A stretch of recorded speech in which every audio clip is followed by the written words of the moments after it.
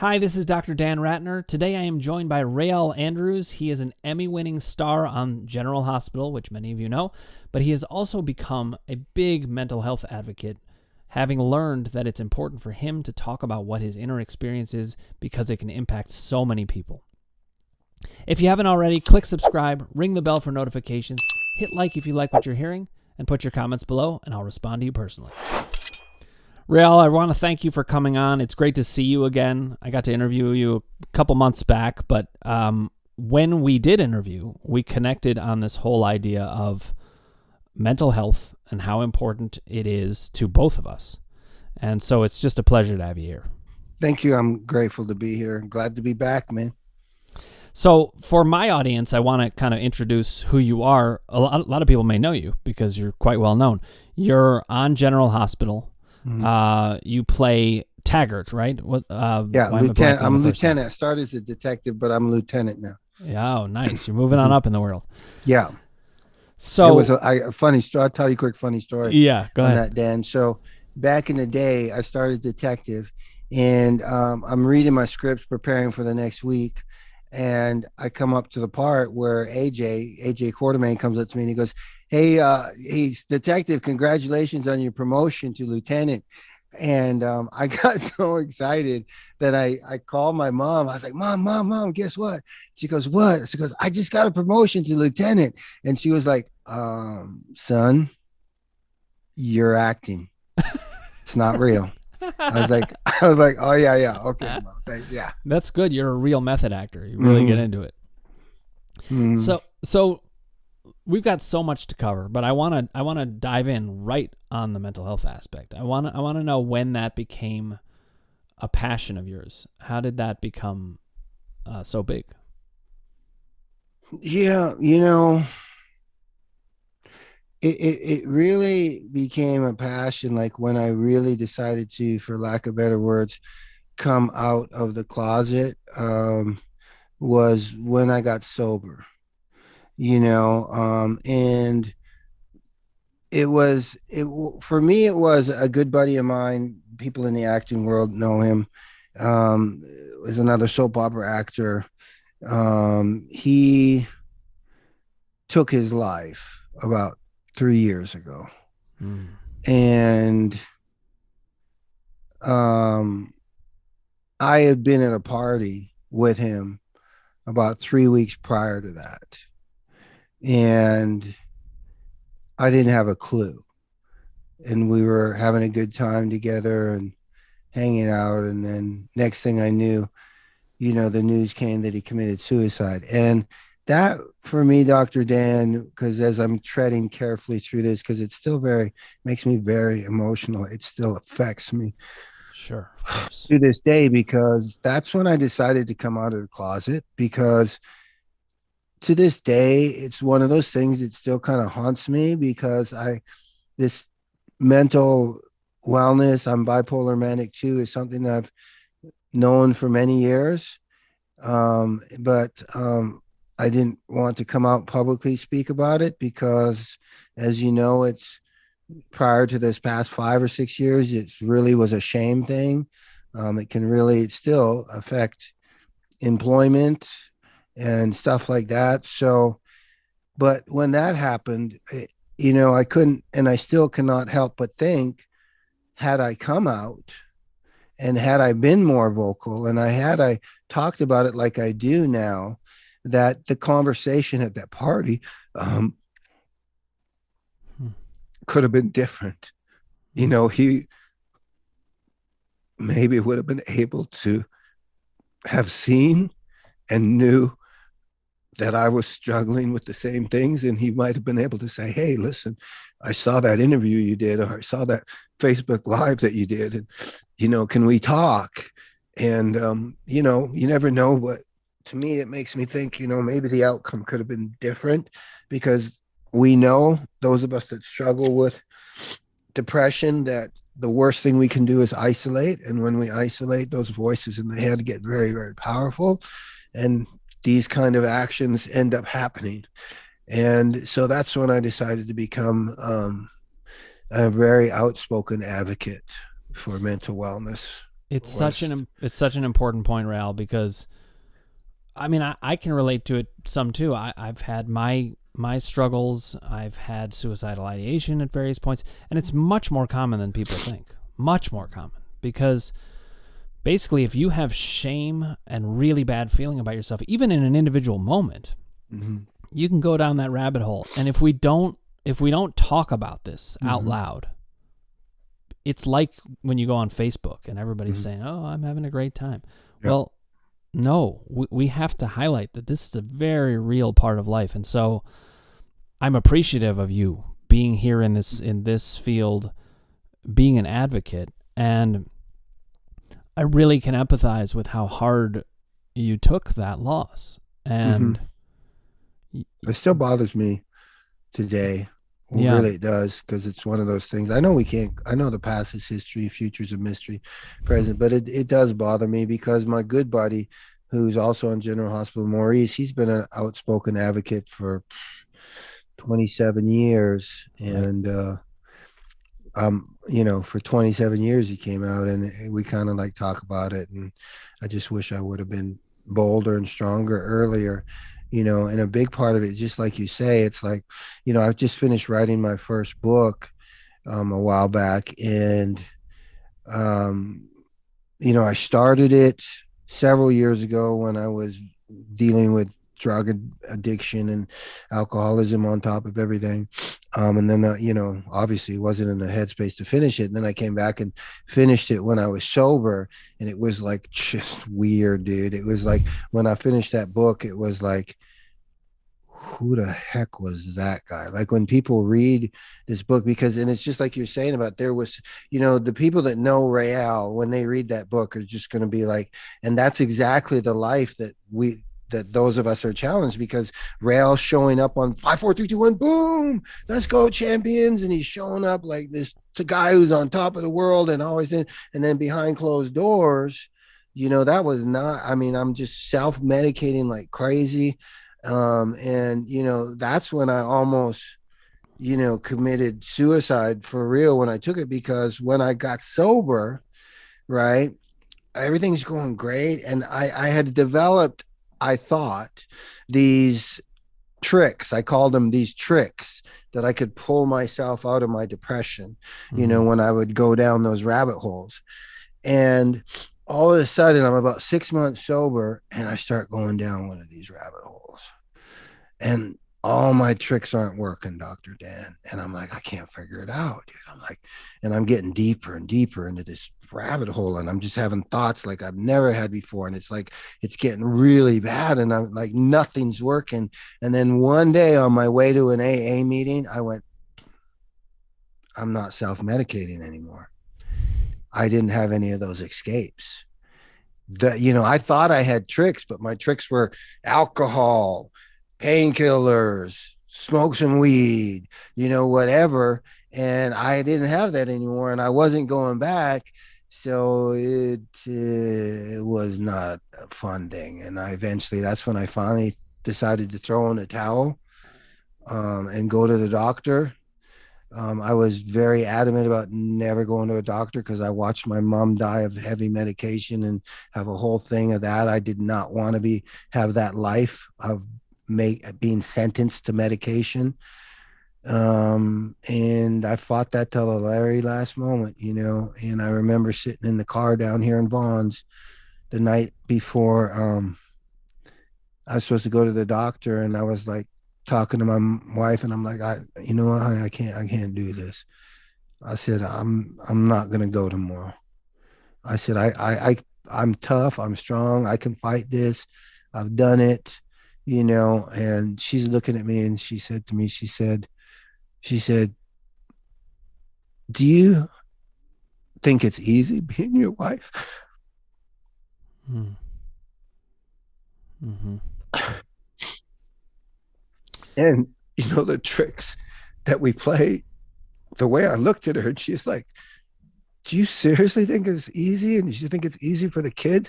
And I honestly thought I was doing a great job of showing up and hiding, but I wasn't, Mm-hmm. And then she said, well, what if this could work? And I just made a decision. I said, okay, I'm going to fight one more time. Because honestly, just full transparency, Mm-hmm. I also knew if I didn't go to the doctor, that was the beginning of my way out. Right. I was probably wouldn't be here today because I was not able to deal with how I was at that time anymore. And I didn't have the balls to do any of those things. So my way out was I was just every night I used to do it, man. I just used to take a whole bunch of, you know, opioids and I would drink as much vodka as I could until I fell asleep. And I kind of hoped that I wouldn't wake up. And, I think first of all, I'm honored that you're sharing your story with me. And Thank you. I also think the phrasing it as coming out as struggling with these issues is so important. And I had that experience myself. I used to go to therapy and think, I hope nobody sees me going in here, and I'm a therapist, but the whole idea of it, we've gotta break that stigma. But what you're describing, I think, has so many important parts. I just want to highlight one, which is that you had nowhere to hide anymore from yourself. One of my very best friends is in AA, and he had the same thing. And I was friends with him before and after. But I can see the transformation that we go through when we kind of face ourselves. Now, Rial, you know what I do, and one of the ways that I help people face themselves is to face what does their pain mean. And I understand you've had some pain in the past yourself. Could you talk about that? Yeah, for sure. My pain was, I've had 3 hip surgeries. And my first hip surgery was bad. We didn't know it, but what you don't know, you don't know. Right. Right. And, me being a hardcore, suck it up, be a man kind of a guy, the tough guy, like, never was in the military, but that's my mindset, as a coach and stuff like that. People are always saying, are you been in the military? And anyway, so dude, this pain, they used to ask me what level of pain it is. And I'd say it's about a freaking 15, right? Like for real. And they're like, yeah, okay, right. But in hindsight, it really was a 15. There were a few times where it just took me off my feet. Like I could not get off the floor sometimes. And then it would get better because they were just feeding me full of opioids. So that's how I dealt with it. But every time I went to the surgeon and I'd be like, dude, I don't know, dude. I don't think this is normal, dude. It was really bad, dude. And he would do his process. He would put the freaking x-ray. I'm kid you not. This is what he would say every time. He'd put the x-ray up on there and he'd be like, I don't know. I don't see it. It looks like a Picasso to me. It's beautiful. And I'm like, well, it may look like a Picasso, but it don't feel like no freaking Picasso, dude. I'm just telling you. And then he'd send me on my way and give me another prescription and I would just suck it up. And this went on for over a year. That's how I got really addicted to them. And then finally, the best thing that ever happened. He said, listen, man, I don't know, dude. It's a Picasso. It looks perfect. I'm going to get you a second opinion. And I walked into this second opinion, like literally, Dr. Dan, like 3 minutes. No MRIs, no x-rays, no nothing. And this guy goes, oh, yeah, it's loose inside. It's like it hasn't formed to the thing. It's blah, blah, blah, blah. Boom. And then I had my second surgery. And within 2 minutes coming out of anesthesia, I'm like, oh, that's how it's supposed to feel. Right. Right. And it felt good. But yeah, I was in excruciating pain for a long time. One of the things that tells us is that there's all these experts who they kind of get lost in the weeds of what they're doing. Maybe they've seen it too many times or they're just not thinking enough about it. At least this guy gave you a second opinion eventually. But, a lot of times it's about what we don't know and who can provide that other information. I have a lot of people come to me and they say, well, I haven't gotten better even from mind-body issues. And I'm like, well, there's a reason for it. And I consider it my job in my field to figure out that reason. And it sounds like that's what this other surgeon did. I got to figure out what this is. And he knew. And when you got that information, it was very important for multiple reasons, but one of them is that you trusted your own senses. And actually you had no choice. The pain was at a 15. You're going to trust those senses. So then tell me what happened after that next surgery. Well, it's much better. Like, I mean, but it's still, I mean, it's not for like the other, I don't get to do a lot, like everything that I do. I'm still not running.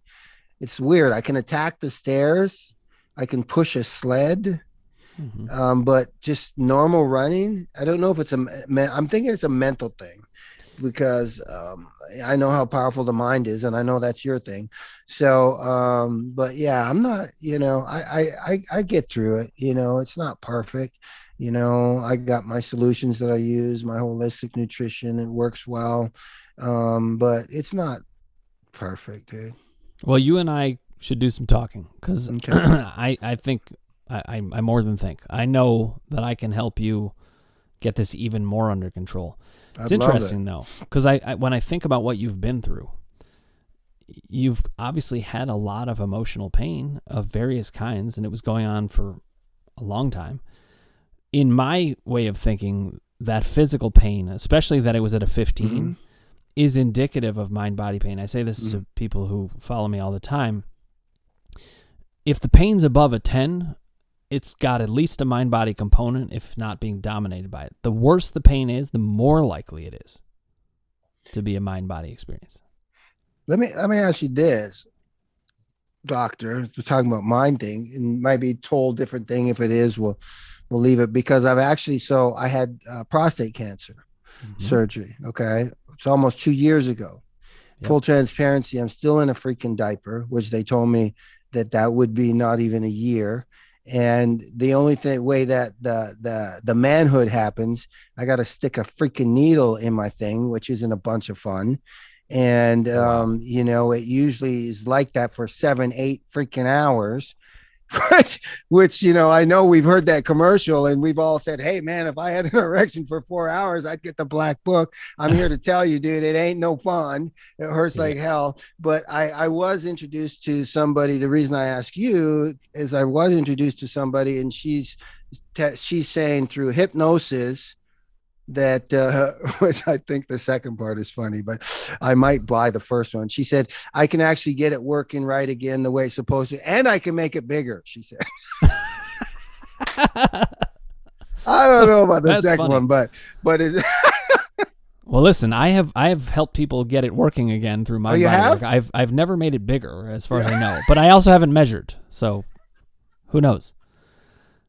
But you can get it working? I can. I mean, it's really something we should talk about. I even think, whatever's happening in relation to the cancer and all that, one of the things that you've probably, well, more than probably, I think you've definitely had to grapple with is, listen, I have not had cancer, thankfully, knock on wood. I'm actually going to do it. But my father died of cancer when I was 6 weeks old. So cancer's it's all over my mentality. And the fear that you would be dealing with having survived that or having gone through it is so big. And it could be that we could do some work to get you the confidence in your body again. And having that confidence can change things. I've been shocked by how much I can actually affect in the mind-body field, even knowing what I know. I've helped people who kept getting kind of tears in their rectum. I've helped people just using mind-body stuff, because what it does is it relaxes the whole system, and then your muscles aren't tight, and the tears actually don't happen then. So whatever's going on for you, I'm very optimistic there's things we can do about it. I don't doubt it, because I'm a big a believer of mindset. I know the mind is very powerful. Well, and you have used your mind to change huge things. I mean, I know what it's like because I've seen my friend go through it. I'm listening to you. And even I have gone through major changes where once my mindset changed, I'm a whole different person. Now, here's a good example, actually, and I think you'll relate to this. And Actually, you and I, we just talked about doing this partnership on Clubhouse. Yeah. And so I'm gonna come on and kind of do my Clubhouse show under your audience, which you have a big following. So I appreciate you letting us on there. But we share that interest, and as we talk about these things, we can talk about, well, how far does this go? What kinds of things can we actually do for people? And in my own experience, I changed my mindset. I kind of came to some realizations similar to how you did. I may not be, a recovering alcoholic or sober in that way, but although I actually rarely drink anything anyway. But I changed my life so radically because I understood things that I hadn't understood before. And I will tell you, I thought that I guess the way I thought about myself is that I had moments where I was happy and moments where I wasn't. But I didn't realize I could actually be happy. Generally. I really didn't. I just thought, that's life. Nobody's happy. Through this mind-body process, I got to truths about myself, similar to what you did with AA, I think. Where, I'm not saying you're happy all the time or I'm happy all the time. That's not what I mean. But I mean, I'm more at peace with myself. And that's what I hear in you, is that you're at least on that journey. And so am I. It's still a journey. Yeah, absolutely. I couldn't agree with you more. And it is a journey.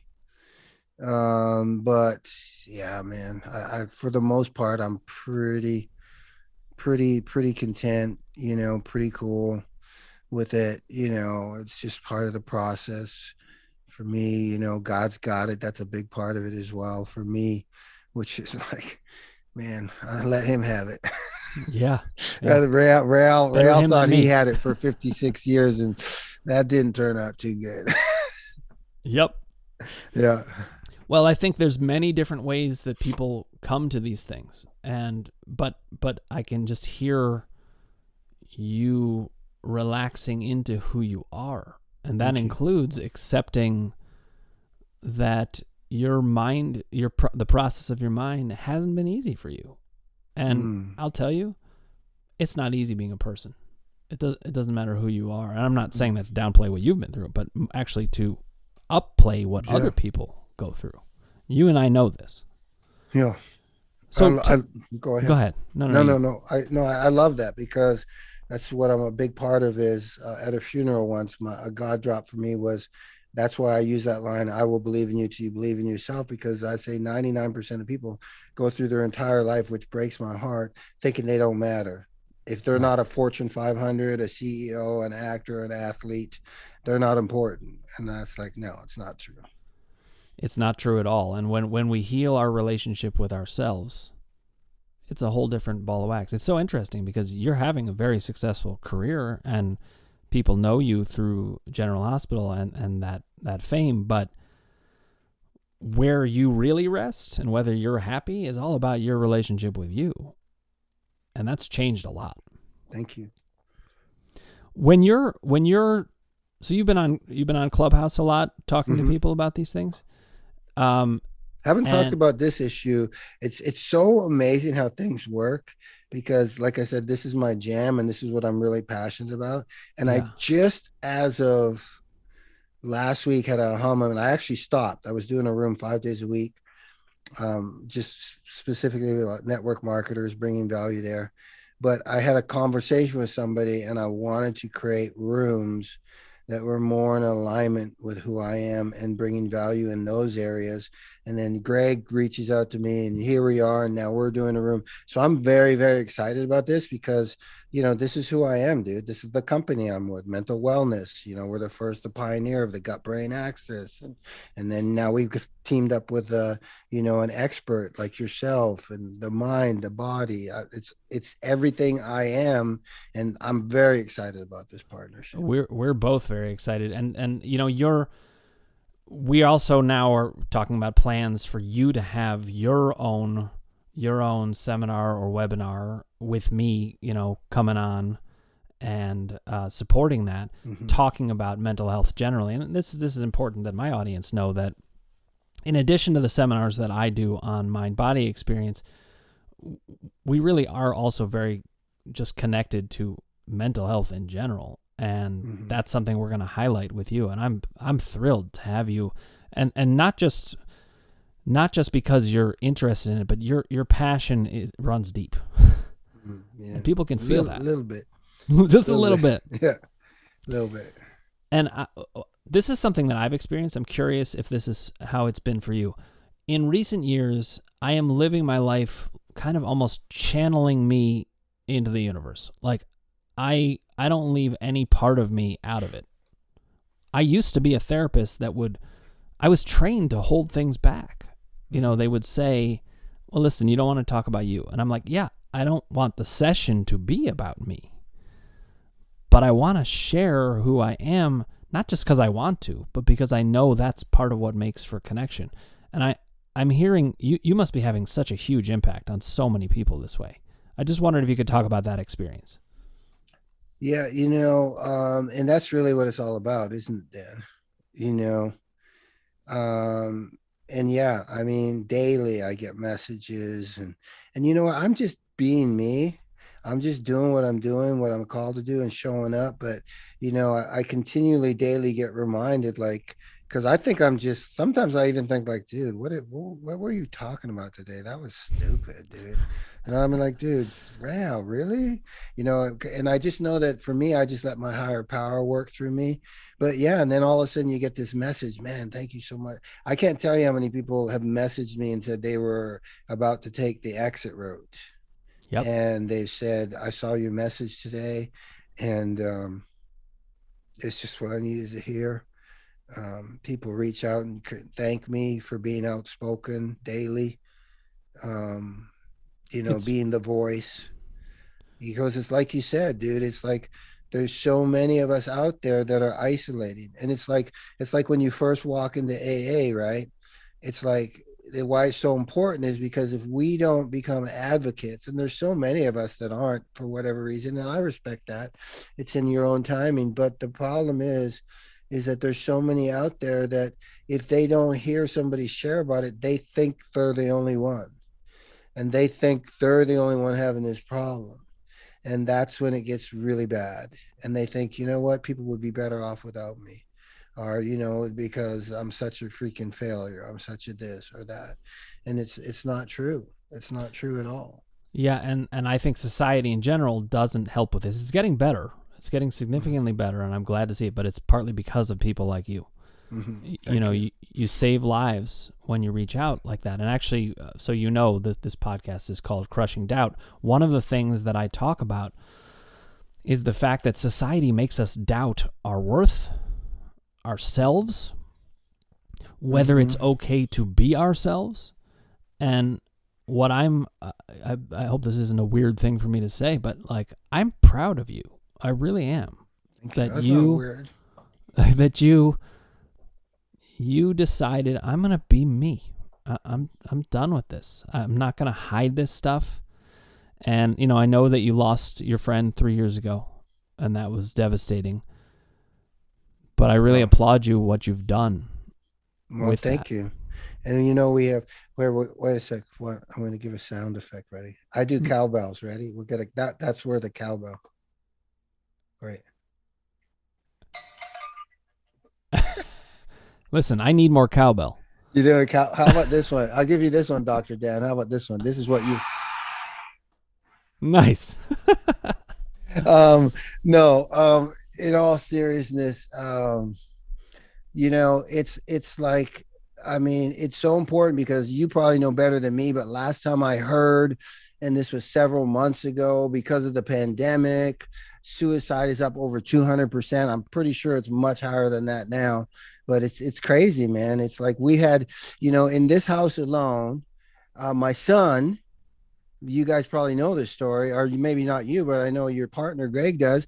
One of his high school guys, I mean, how bad can it be? He got on the freaking 405 freeway in his car, parked his car in the middle of traffic, got out and walked head on into an 18-wheeler truck. Like, come on, dude. One of my wife's friends said she couldn't take it anymore. She's out. I mean, that's like two people we know personally. Yeah, it's and I think that it's increasingly happening. Just like you said, not just I mean, these are not just numbers. These are real people, and we have to help them. And so, Rael, I want to thank you for coming on here. And I also want to thank you for partnering with me on this. It's really, really exciting. Me too, man. I'm very excited about it. So we've got much more to come. And thank you again for sharing your wisdom, your bravery, your openness about who you are. It's been a pleasure having you on. Thank you. Appreciate it. Wow. I am just blown away by Rael and the connections that he and I have. It sometimes feels like the universe is at work pairing the two of us up. It was a pleasure getting to hear about the journey that he's been on. He was so open and vulnerable and honest about it all. And you can hear his passion for sharing with other people. It's okay to be you. It's okay to talk openly about these things. More than okay, it's important. And so he and I have a lot of good things coming up together. I'm very excited to partner with him. And we're going to look into more about his mind-body process as well, because obviously that's a big part of, well, it is the main thing we do on this podcast. But he and I are going to be doing some things in relation to mental health as well. Little mind-body issue right there. Don't know what that's about, but I'll explore it. But it was a pleasure seeing him and getting to connect with people on this real level, using the pun on his name. It was fantastic, and I hope you enjoyed it. If you haven't already, click subscribe, ring the bell for notifications, hit like if you like what you're hearing, and put your comments below.